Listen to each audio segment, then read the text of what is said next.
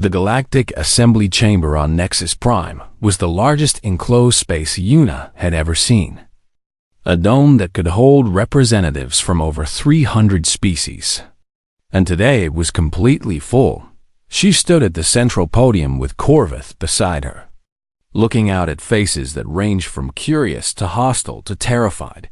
Councillor Dreth of the Thornaki Dominion glared at her with 4 yellow eyes, his scaled hands gripping the railing of his delegation's box hard, enough to leave marks. High Scholar Valith sat with the Mandari delegation, her ancient features arranged in an expression of careful neutrality that did not quite hide her fear. Ambassador Park stood with the human delegation, offering Una a small nod of encouragement. Representatives of the Galactic Assembly, Una began, her voice amplified to reach every corner of the massive chamber. I come before you today not as a human seeking advantage, but as a scientist seeking truth. The holographic projectors activated and the chamber filled with images from the vault. 3 million years of history playing out before the assembled species. This is what humanity was, Una said as the gardeners spread across the galaxy, helping young civilizations take their first steps toward the stars.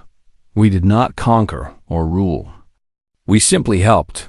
Convenient claims, Councillor Dreth interrupted. How do we know these records are not fabrications designed to justify human expansion? Because I was there. Corvith stepped forward, and his crystal body blazed with light that made the entire chamber fall silent. I am Somari, he said. My species prides itself on perfect memory, on knowledge accumulated over 1 million years of civilization. But I have seen the vault records with my own eyes, and I know that everything we believed about ourselves was incomplete. He turned to address the Somari delegation directly. Our ancestors were dormant beings on a frozen moon until human hands awakened us. And for 3 centuries, the gardeners worked to help us become what we are.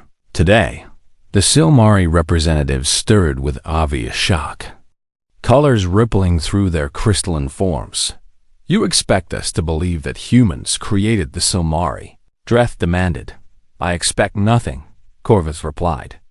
I only speak what I witnessed, and what I witnessed was proof that humanity chose sacrifice over power, that they destroyed their own civilization to protect species they had never even met. The holographic display shifted to show the war against the Devourers, the terrible conflict that had nearly ended everything. This is what the First Age humans faced, Una said. Entities from beyond our galaxy that could not be reasoned with or stopped. And they fought for centuries to protect every species in this chamber. And then they chose to forget. She continued as the images showed the great forgetting. Cities crumbling and ships falling silent and humans returning to Earth as primitive beings. Not because they were defeated, but because they realized their power made them a target. And as long as they existed, the galaxy would never be safe. High Scholar Valith rose from her seat, her ancient voice carrying across the chamber. You ask us to believe that humans gave up godlike power to protect species that did not even know they existed. I ask you to consider the possibility, Una replied. And I offer you proof. She activated the final sequence and the chamber filled with technical readouts. The early warning systems and detection networks that the vault contained. This is what the First Age left for us, she said. Not weapons, not tools of conquest, but the means to protect ourselves if the Devourers ever return. And the Gardeners left this gift not just for humanity, but for everyone. Earth's government has authorized me to share this technology with any species that wishes to receive it, Ambassador Park announced. Standing to address the assembly, we are not seeking payment or alliance or political advantage. We simply want to honor what our ancestors believed, that the galaxy is worth protecting. Councillor Dreth surged to his feet, his scales flushed with anger. This is a trick, he shouted. Humans are manipulating us with ancient relics and emotional appeals, and if we accept their gifts, we will become dependent on them. Councillor Dreth, Corvus said calmly. I have no reason to lie for humanity. The Silmari gain nothing from this revelation. Yet I stand here and tell you that what Dr. Beak has shown us is true. The Silmari have been fooled. The Silmari have perfect memory. Corvus replied. We cannot be fooled, only informed. The chamber erupted in argument as delegations shouted at each. Other and diplomatic protocols broke down entirely. Yuna watched the chaos and felt despair creeping into her heart. Then, President Yoonji Kwan of the United Earth Government rose and walked to the podium. She was not a tall woman, not physically imposing in any way, but when she began to speak, the chamber fell silent. I'm not a scientist like Dr. Beak, President Kwan said. I am not a diplomat like Ambassador Park. I am simply a human being who has learned something incredible about my ancestors. She looked around the chamber at the hundreds of alien faces watching her. 3 million years ago, my people looked at the galaxy and saw species struggling to survive. Civilizations that might never reach their potential, and they could have conquered all of you. They could have built an empire that lasted forever. But they did not. Instead, they chose to help without demanding anything in return. They chose to protect without seeking power, and when the time came, they chose to give up everything rather than put the galaxy at risk. She stepped forward, and her voice softened, but somehow became more powerful. We do not ask you to worship us for what our ancestors did. We do not ask for special treatment or ancient authority. We only ask you to see that humanity has always been driven by the same impulse. The impulse to protect, the impulse to help, the impulse to make the galaxy a better place for everyone who lives in it. She turned to face Counselor Dreth directly. Counselor, you fear that humanity will use this discovery to dominate other species. But the lesson of the First Age is exactly the opposite. Our ancestors had the power to rule, and they chose to serve instead. That is who we are. That is who we have always been, and that is who we will continue to be. Regardless of whether you believe us or not. The chamber was silent for a long moment. Then High Scholar Valeth rose again, her ancient eyes fixed on President Kwan. The Mendari have always believed ourselves to be the eldest civilization in the galaxy, she said slowly. We built our identity on wisdom accumulated over millions of years. Today I learned that everything we believed was incomplete. But I also learned something else. She continued. I learned that wisdom does not come from age alone. It comes from choices. And the choice to sacrifice power for the sake of others is the wisest choice any civilization can make. She turned to address the full assembly. The Mendari support the human offer to share defensive technology. And we propose the establishment of a joint initiative to prepare for potential external threats. One by one, other delegations began to signal their agreement. Even Counselor Dreth eventually sat down, his anger fading into something that might have been reluctant respect. Yuna watched as the galaxy she had spent her life studying began to change. Species that had been enemies hours ago, now talking about cooperation and shared defense. Corvus moved to stand beside her. You did it, he said quietly. We did it, she replied. All of us, including the ancestors who left us this gift. She looked up at the stars, visible through the dome above the assembly chamber. The same stars her ancestors had traveled 3 million years ago. The Second Age had begun, and this time, humanity would not face the darkness alone. They would face it together with every species in the galaxy, united by the legacy of sacrifice and the promise of protection. It was what the gardeners would have wanted. It was what humanity was meant to be. The leak happened 3 days after Ambassador Park invoked diplomatic protocols, and suddenly, the entire galaxy knew about the First Age. Yuna watched the chaos unfold from the orbital research station above Vera 7. News feeds from 100 different species filling the screens around her with reactions, ranging from fascination to fury. The Thornaki Dominion has called an emergency session of the Galactic Assembly, Corvith reported, his crystal form dim with exhaustion from constant translation work. Their representative council address is demanding immediate sanctions against Earth. What kind of sanctions? Trade restrictions, travel bans, military containment zones around human colonies. Corvith paused, and his colors shifted to something dark. He is also calling for the archive to be destroyed as a fabrication designed to justify human expansion. Yuna felt sick, but she forced herself to focus. What about the other species? Reactions are mixed, with the younger civilizations expressing interest and requesting access to the archive data. But the older powers are concerned about what exactly? About what it means if humans truly predate them all, Corvus said. The Mandari built their entire culture around being the eldest civilization in the galaxy.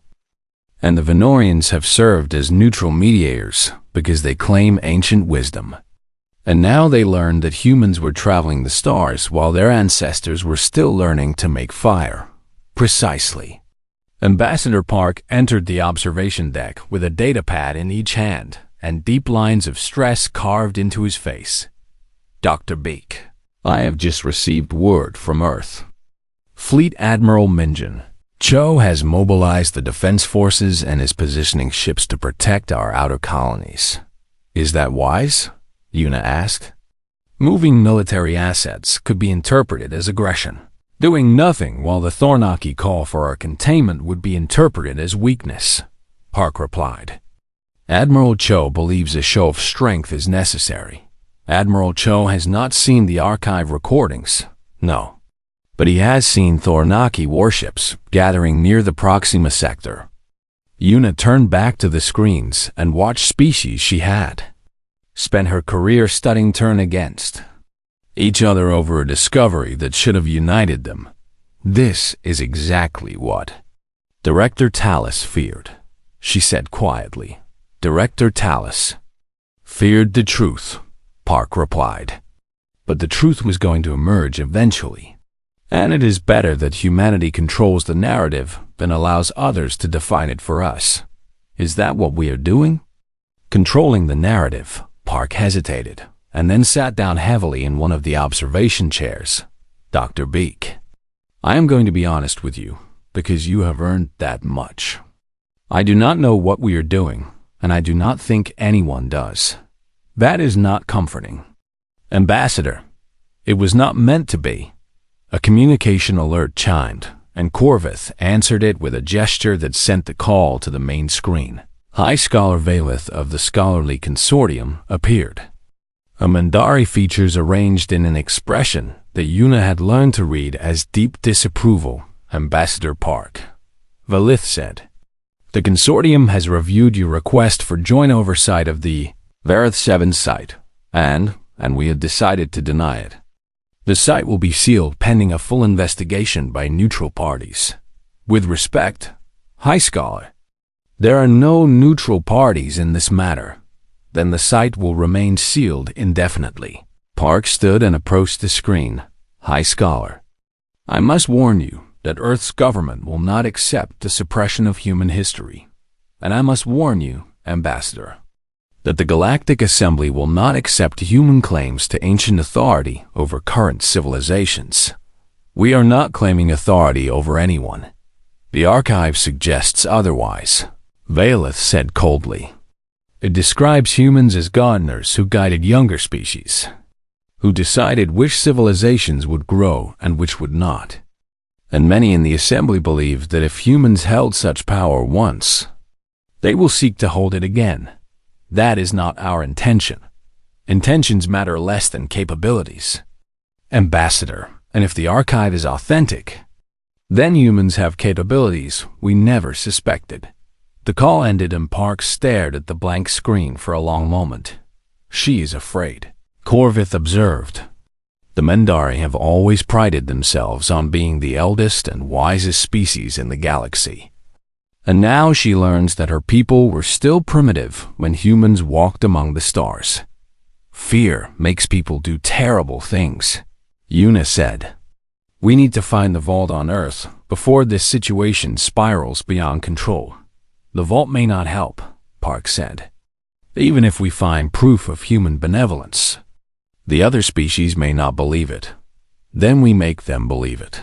Everyone turned to see Admiral Minjin Cho striding onto the observation deck in full military dress, medals gleaming on his chest and determination burning in his eyes. "Admiral," Park said with evident surprise, "I did not expect you to come in person. The situation required personal attention," Cho replied. "Dr. Beak, I have been reviewing your preliminary findings. I have questions." "Of course." "Admiral, the archive describes a war against external threats. Entities from beyond the galaxy that nearly destroyed everything." "That is correct. Is there any indication that these entities still exist?" Yuna felt a chill run down her spine. "The archive does not say. Only that the first-age humans believed the threat had passed, but could not be certain." Cho nodded grimly. "Then we have two problems instead of one. The galaxy is tearing itself apart over ancient history, while an unknown enemy may still be out there. With respect, Admiral, we do not know if the entity survived. With respect, Dr. Beak, we do not know if they did not." He turned to address everyone on the observation deck. "I am authorizing a covert expedition to Earth to locate the vault. Dr. Beak will lead the scientific team. Corvith will assist as a neutral observer, and I will provide a military escort disguised as a civilian transport. The consortium will object," Park said. "The consortium can object all they want," Cho replied. "This is human history on human soil, and no alien authority has jurisdiction." "And if we find the vault?" Yuna asked. "What then?" "Then we learn the truth," Cho said. "All of it, including the parts that the first-age humans wanted us to forget." He met Yuna's eyes, and she saw something unexpected there. Not just military determination, but genuine curiosity, and perhaps even hope. "Dr. Beak, my grandmother used to tell me stories about our ancestors, about how they came from the stars and would return to them one day. And I always thought they were just stories. Many cultures on Earth have similar myths," Yuna said. "Yes. And now we know they might not be myths at all." He straightened and the moment of vulnerability passed. "We leave in 6 hours. Pack whatever you need and prepare for a long journey." "Understood, Admiral." As Cho departed, Corvith moved to stand beside Yuna. "This expedition is dangerous," he said. "The Thornaki have spies everywhere, and if they discover what we are doing, then we had better not let them discover it." Yuna replied. She looked out at the stars visible through the observation window. The same stars her ancestors had traveled millions of years ago, somewhere. Out there was the truth about who humans really were, and she intended to find it. The submarine descended through darkness so complete that even the most advanced sensors struggled to penetrate it. Captain Hannah Yoon sat at the controls with steady hands while Yuna and Corvith watched the depth. "Readings climb higher and higher. We are approaching the coordinates from the archive," Yoon reported, her voice calm despite the crushing pressure surrounding their vessel. "But there is nothing on sonar except rock formations. The first-age humans would have hidden the vault well," Yuna said. "They did not want it found by accident. Then how do we find it on purpose?" Corvith moved forward with his crystal body, casting faint light across the command deck. "The archive mentioned a key," he said. "A resonance pattern that would activate the vault entrance. Do we have this pattern?" Dr. Beak extracted it from the data crystals before we left Vareth 7. Yuna pulled up the pattern on her datapad and transferred it to the submarine's external speakers. "This might not work," she warned. "We are basing everything on 3-million-year-old instructions. Then let us hope the first-age humans built things to last."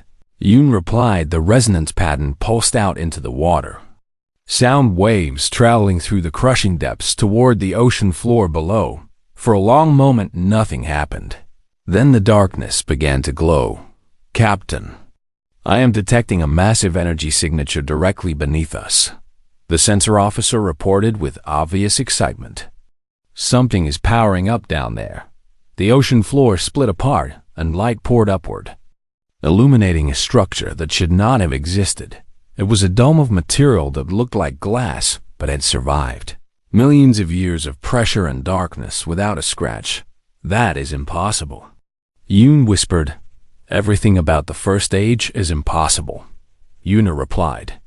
"Until it is not." The dome opened like a flower and revealed a docking port that seemed designed specifically for vessels like theirs. "They knew we would come," Corvus said with wonder in his voice. "They built this place knowing that someday their descendants would need to find it." Yoon guided the submarine into the port, and the dome closed above them. Water drained away and lights activated, and suddenly they were sitting in a chamber that could have been built yesterday. "Atmosphere is breathable," the sensor officer reported. "Temperature is comfortable for human physiology. Everyone suit up anyway," Yoon ordered. "We do not know what else is in here." They exited the submarine and stepped onto a floor that felt warm beneath their boots. Yuna looked around at walls covered in symbols she almost recognized. Language that was not quite any Earth tongue, but somehow felt familiar in her mind. "Welcome, children of Earth."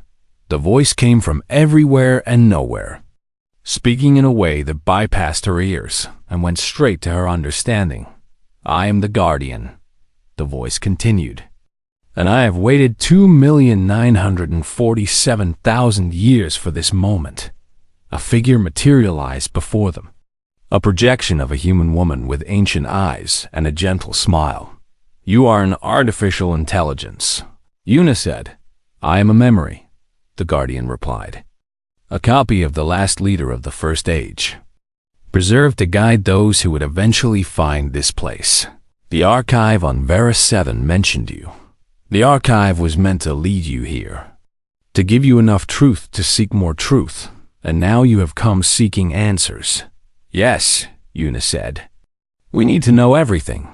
The Guardian nodded and the chamber around them transformed. Suddenly, they were standing among the stars, watching a civilization rise and spread across the galaxy.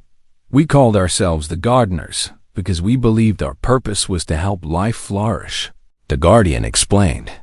"For 300,000 years we traveled the stars and found young species struggling to survive. The vision showed humans working alongside aliens of every shape and size, building cities and teaching knowledge and defending the helpless against threats they could not face alone. We never conquered," the Guardian said. "We never ruled. We simply helped, and then we moved on." "What changed?"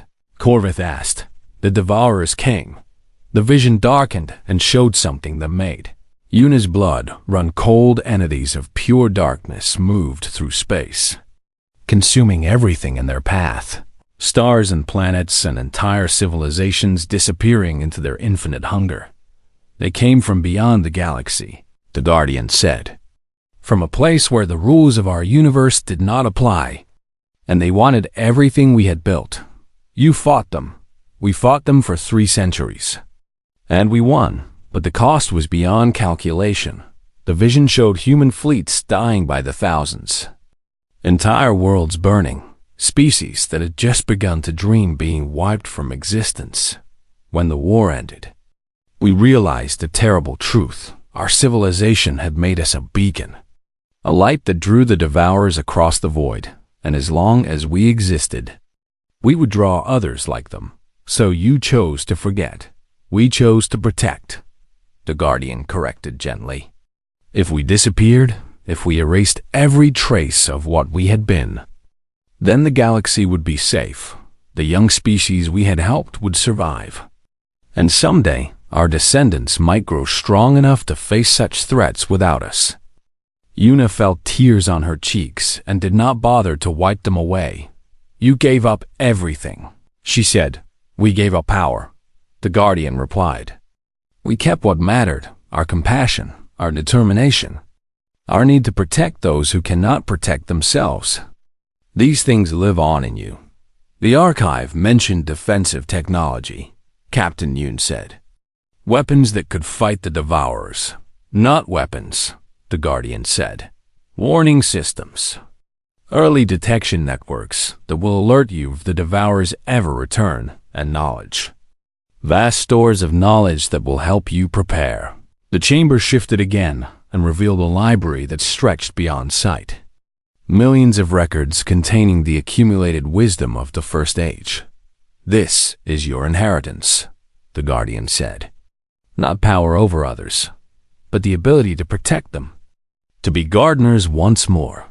Corvus stepped forward, and his crystal body shone with colors that Yuna had never seen before. I must tell my people, he said. The Somari believed they achieved everything alone. But the truth is that humans lifted us from darkness and asked nothing in return. The truth is for everyone, the Guardian replied. That is why we left this vault, not to glorify what we were, but to inspire what you might become. Yuna looked at the library and felt the weight of 3 million years pressing down on her shoulders. The galaxy is on the verge of war, she said. Species that should be allies are turning against each other because of what we found. Then you must show them what we truly were, the Guardian said. Not conquerors, not rulers, but protectors who loved this galaxy so much that we gave our very existence to keep it safe. Will they believe us? That depends on you, the Guardian said with a sad smile. We could not force belief in our time, and you cannot force it in yours. But you can demonstrate through your actions what humanity truly values. The vision faded, and they stood once more in the vault chamber, surrounded by the legacy of their ancestors. Captain Yoon broke the silence first. We need to get this information to Earth immediately. We need to get it to everyone, Yuna replied. Not just Earth. She turned to face the Guardian one last time. Thank you for waiting for us. Thank you for coming, the Guardian replied. I was beginning to worry you had forgotten how to dream. She flickered and disappeared. And Yuna was left standing in a vault full of answers. Now she just had to make the galaxy listen. The drill broke through the last layer of stone, and Dr. Yuna Beek held her breath as ancient air rushed past her face mask.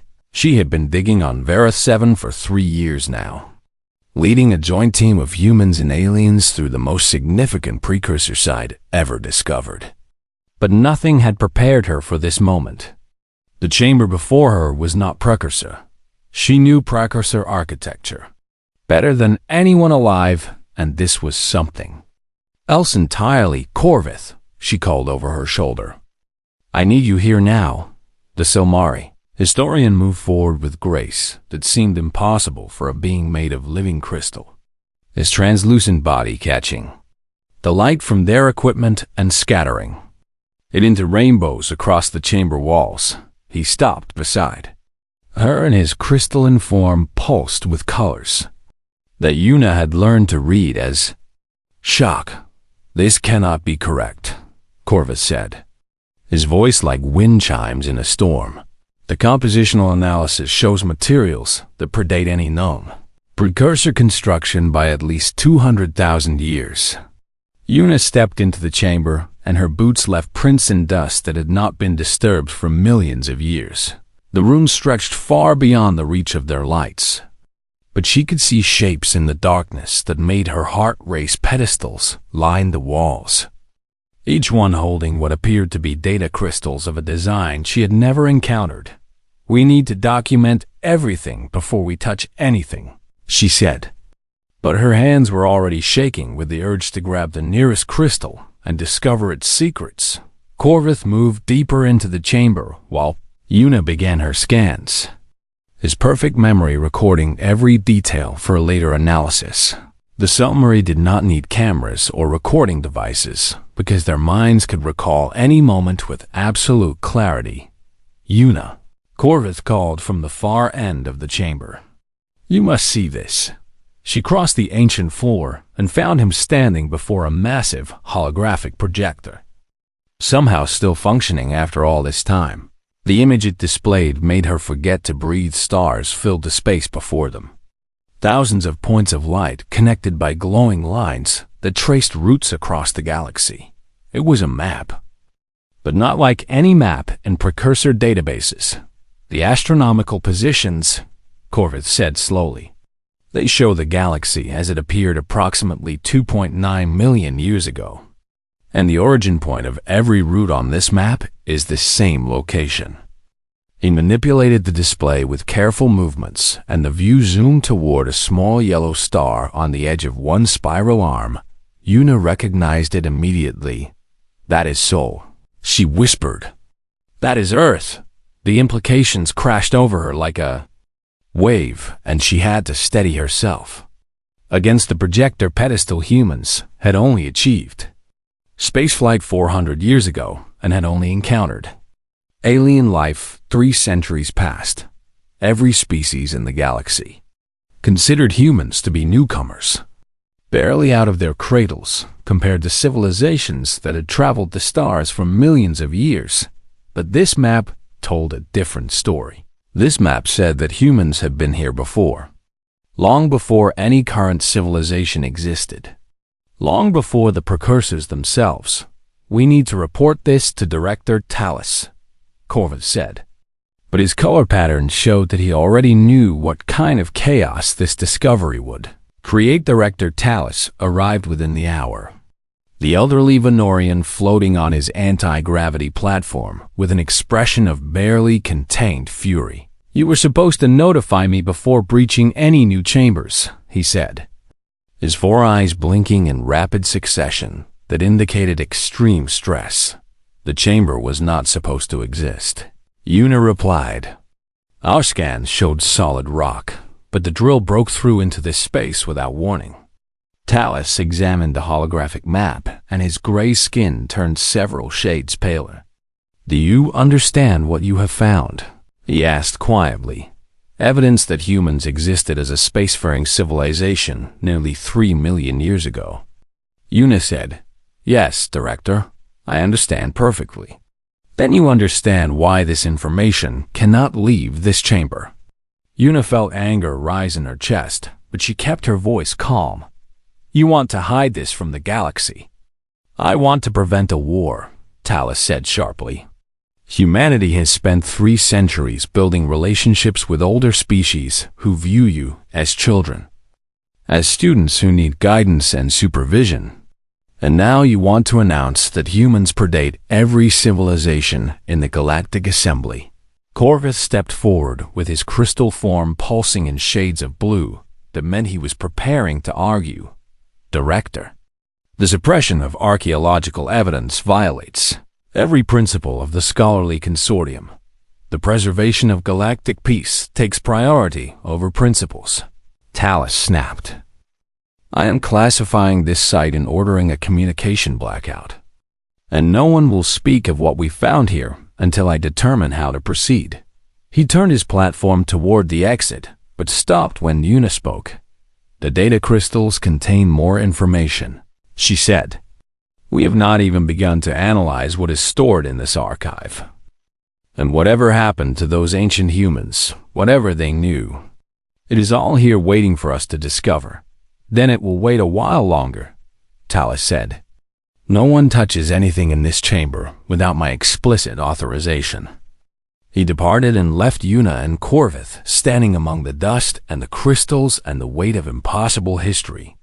"He cannot suppress this forever," Corvith said. "No," Una agreed, "but he can delay us long enough for the wrong people to gain control of the narrative." She looked around the chamber at the secrets, waiting in the darkness, and she made a decision that would change the course of galactic history. The director said no one touches anything without his authorization, she said carefully. But he did not say anything about remote scanning. "And I believe my equipment can read those crystals without physical contact." Corvith's crystal body flickered with colors that Una had never seen before, patterns that might have indicated either approval or amusement. "I believe I will take a walk around the perimeter," he said. "My memory is quite good, but I should examine the chamber walls more closely. And I certainly will not notice what you are doing over here." Yuna smiled and activated her scanner. The first crystal contained a language she did not recognize. But language had never been a barrier for long. She would decode it and she would find the truth, and she would share that truth with a galaxy that desperately needed to hear it, because if humans had existed before, if they had built something great and then somehow lost it all, the galaxy deserved to know why, and more importantly, humanity deserved to know who they really were.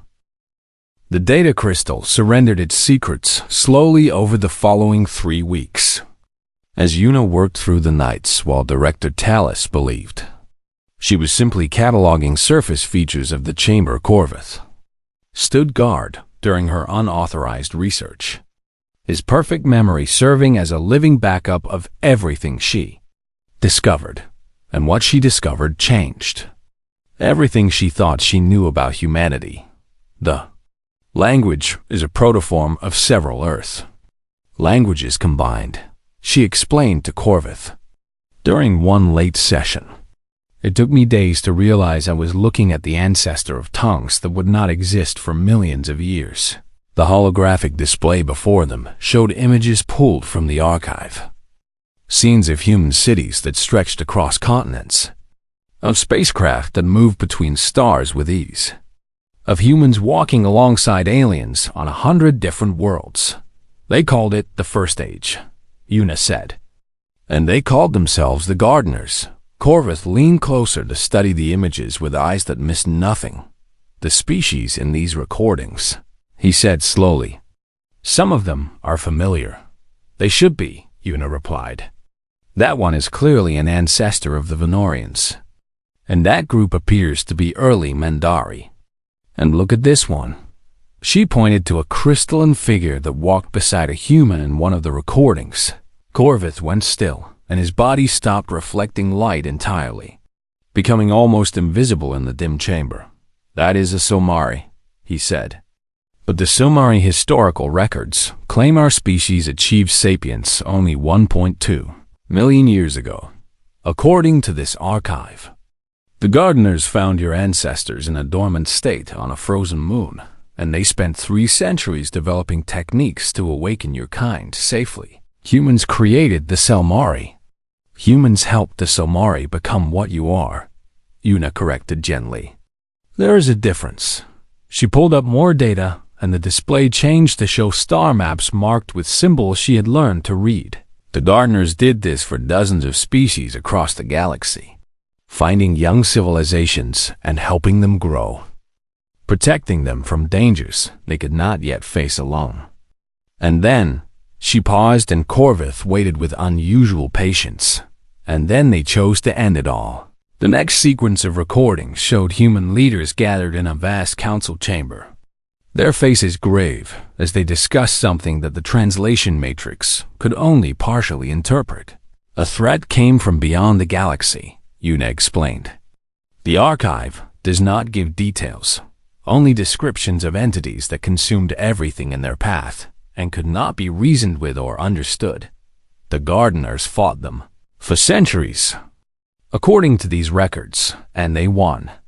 But the cost was beyond calculation, and the war revealed something that terrified them more than the enemy. She brought up the final recording in the sequence. A human woman standing before a crowd of thousands, her voice carrying across the chamber with quiet authority.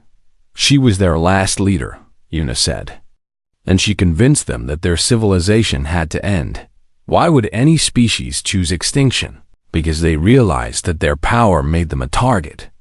And as long as they existed, every species they had helped would be in danger. So they decided to forget. The recording showed the woman explaining her plan, and Yuna translated as best she could. They destroyed their cities and their ships and their technology, erased every trace of their existence from the galaxy. And then they altered their own minds to remove all memory of what they had been. They returned to Earth. They returned to Earth as primitive beings with no knowledge of the stars. And they started over from nothing while leaving only this archive as a record of what they had sacrificed. Corvith was silent for a long moment, and his crystal form cycled through colors that Una could not interpret. The Selmari owe our existence to humanity. He finally said, "Every memory my species possesses, every achievement we claim, exists because humans chose to help us grow. Every species in this archive owes the same debt," Una replied. "And none of them know it. They must be told." Director Talus disagrees. Director Talus is afraid, Corvith said with unusual heat. He fears how the galaxy will react, but fear cannot justify hiding the truth. Before Una could respond, an alarm blared through the chamber and the emergency lighting bathed everything in red. "Someone has detected our transmissions," she realized. "I was careful, but the archive systems must have created a signal when I accessed the deep files." The chamber door burst open, and Director Talus entered with a squad of consortium security officers behind him. "Dr. Beak," he said coldly, "you have been busy." "Director, what I have found changes everything we know about galactic history." "What you have found is a weapon," Talus interrupted. "A weapon that could tear apart the fabric of interspecies cooperation that has taken millions of years to build. It is the truth.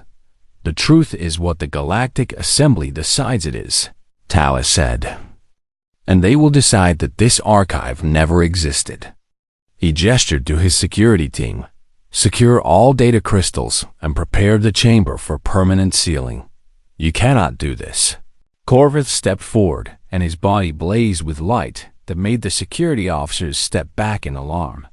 "I can, and I will," Talus replied, "for the good of the galaxy, Director." A new voice came from the doorway, and everyone turned to see Ambassador Seojin Park standing there with a diplomatic datapad in his hand.